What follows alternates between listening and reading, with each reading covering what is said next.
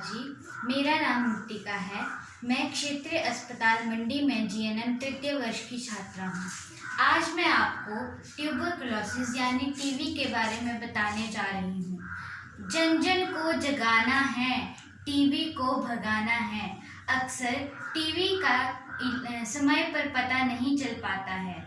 इसकी वजह से लोग इसके बारे में जागरूक नहीं हैं और इसके लक्षण को लंबे समय तक नज़रअंदाज करते रहते हैं। ऐसे में आपको टीबी की जानकारी होना बेहद ज़रूरी है।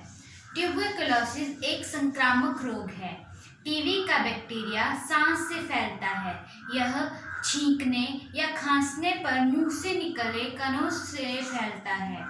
एक समय था जब अपने देश में टीबी की बीमारी का इलाज असंभव था, लेकिन यह समय है कि टीबी का इलाज पूरी तरह से हमारे देश में संभव है।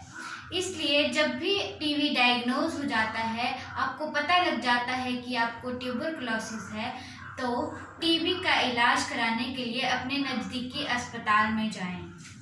टीबी के लक्षण क्या क्या हैं? टीबी का प्रमुख लक्षण है खांसी का होना।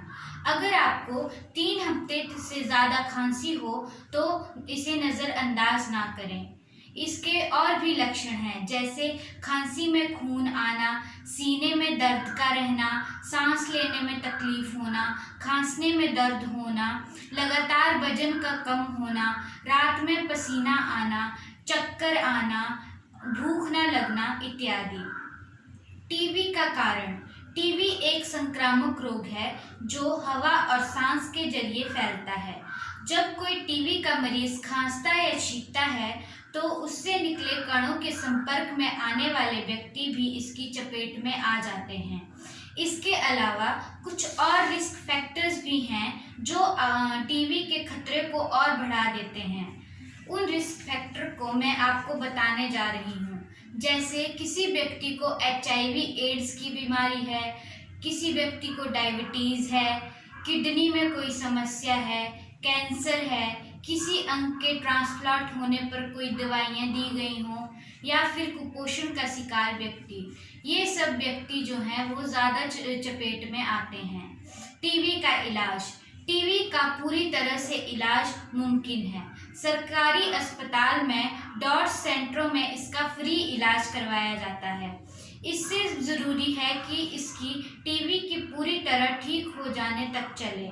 बीच में छोड़ देने पर बैक्टीरिया में दवाइयों से लड़ने की क्षमता कम हो जाती है। इसलिए टीबी का इलाज जैसे बताया गया है वैसे ही लें। बचाव क्या क्या हैं? टीबी की रोकथाम के लिए बच्चों को BCG का टीका लगवाएं। टीबी के मरीज के संपर्क में आने से बचें। उनका बेड, तौलिया आदि शेयर ना करें और एक ही कमरे में ना सोएं। मास्क का इस्तेमाल करें। अंत में मैं यही कहना चाहती हूँ, टीबी से बचाव करें, अपनों का ख्याल करें। धन्यवाद।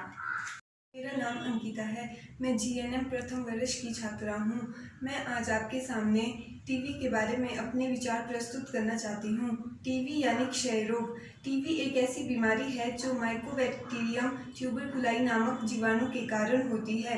टीबी का प्रकोप उच्च आय वाले देशों के तुलना में निम्न आय वाले देशों में अधिक होता है। टीबी दुनिया के हर एक हिस्से में मौजूद है। हालांकि वर्ष 2014 में टीबी के विश्व भर में अधिक मामले सामने आए हैं। सबसे अधिक प्रकोप झेलने वाले टीबी के 6 देश हैं, जैसे कि भारत, पाकिस्तान, इंडोनेशिया, नाइजीरिया, चीन और दक्षिण अफ्रीका। भारत में लगभग 27.9% लोग टीबी के मरीज हैं, जिनमें से 4.23 लोगों की मौत सही इलाज न मिल पाने की वजह से विश्व भर में हो जाती है। विश्व भर में 24 मार्च को टीबी या तपेदिक दिवस के रूप में मनाया जाता है। आमतौर पर टीबी 2 प्रकार का होता है, जैसे कि पल्मोनरी, जो कि हमारे फेफड़ों को संक्रमित करता है, और दूसरा जो कि हमारे शरीर के अन्य भागों को संक्रमित करता है। अब हमें ये पता कैसे चलेगा कि टीबी हमें कैसे हो सकता है। जैसे कि यदि किसी का इम्यून सिस्टम यानी कि रोग प्रतिरोधक क्षमता कमज़ोर है तो उसे टीबी हो सकता है। यदि कोई कुपोषण का शिकार है तो उसे टीबी हो सकता है। यदि हम किसी संक्रमित व्यक्ति के संपर्क में आते हैं तो हमें टीबी हो सकता है। और डायबिटीज़ वाले पेशेंट को टीबी की बहुत ही ज़्यादा संक्रमित होने की संभावना होती है। इसलिए डायबिटीज़ के मरीजों को अपना विशेष ध्यान रखना चाहिए। और लक्षण यानी कि अगर हमें टीबी है तो हमें क्या क्या लक्षण हो सकते हैं। सबसे पहले हमें 2 या 3 हफ्तों से अधिक खांसी है तो हमें डॉक्टर से संपर्क करना चाहिए और दवाई लेनी चाहिए, और बिना डॉक्टर की सलाह के हमें दवाई बंद नहीं करनी चाहिए।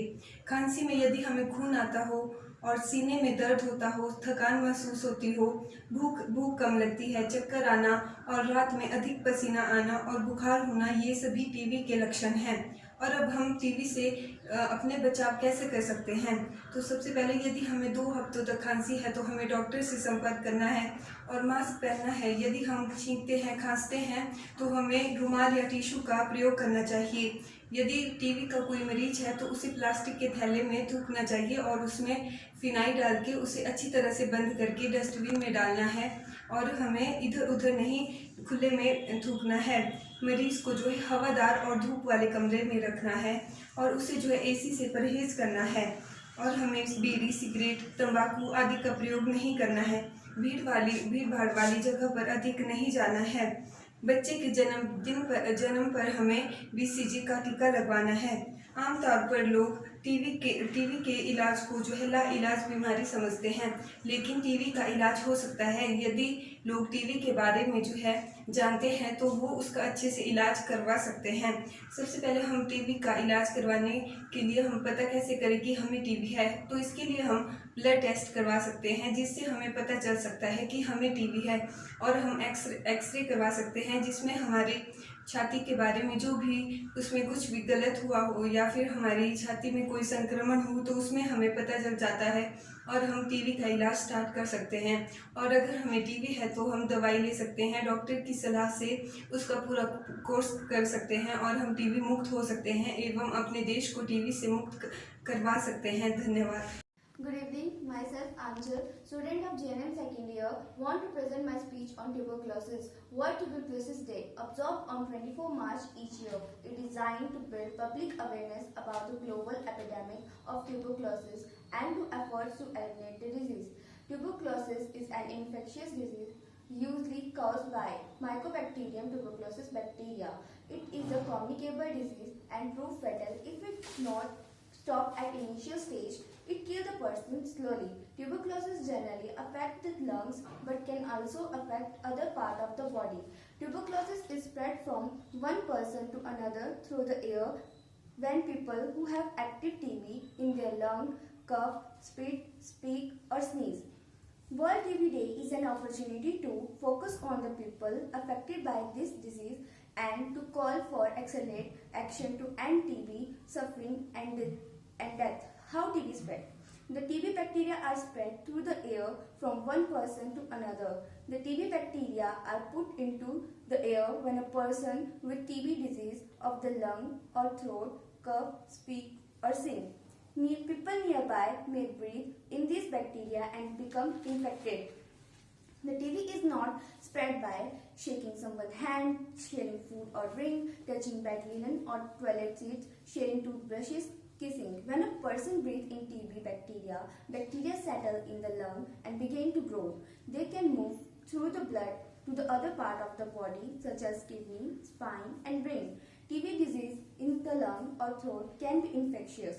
This means that the bacteria can be spread to other people. TB in other parts of the body such as kidney or spine is not infectious.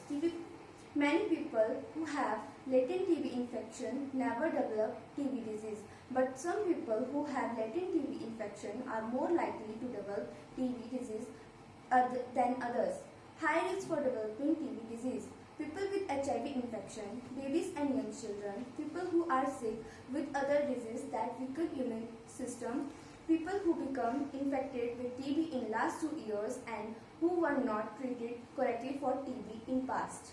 If you have latent TB infection and you are in one of these high risk group, you should take medicine to keep